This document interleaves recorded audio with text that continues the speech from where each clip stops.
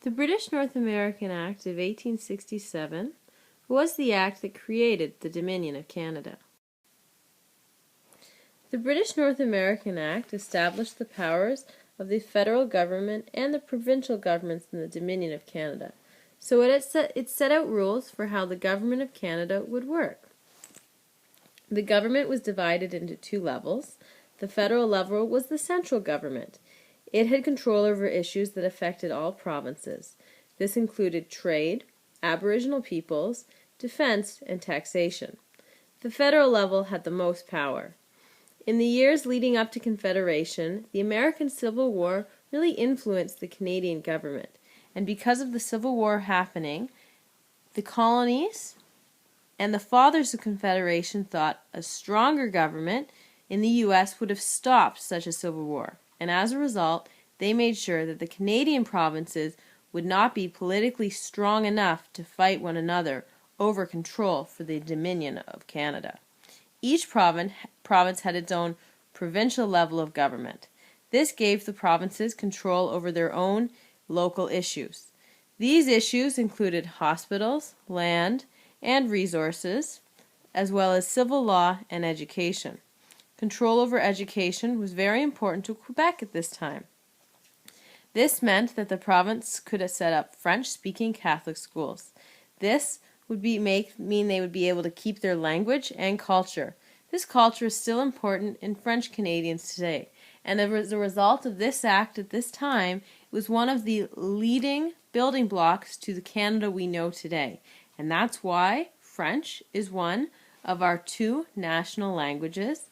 In addition to that, that's also why we have two school boards in Ontario.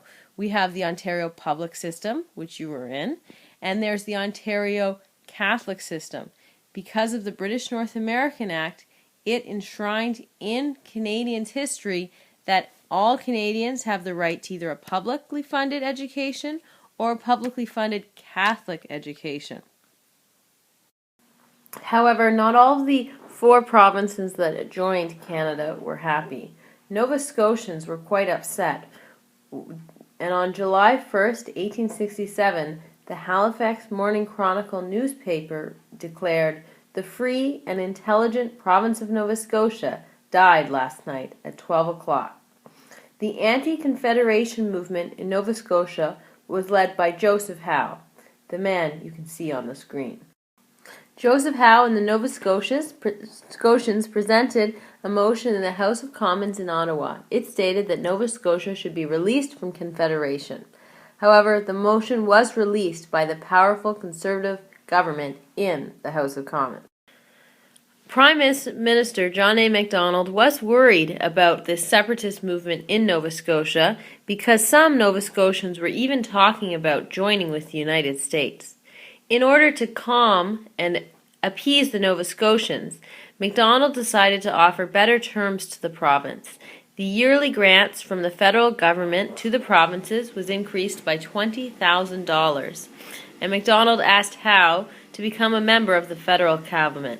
When Joseph Howe agreed, the anti-conservative movement lost their leader and weakened, and it was no longer a threat to united Canada.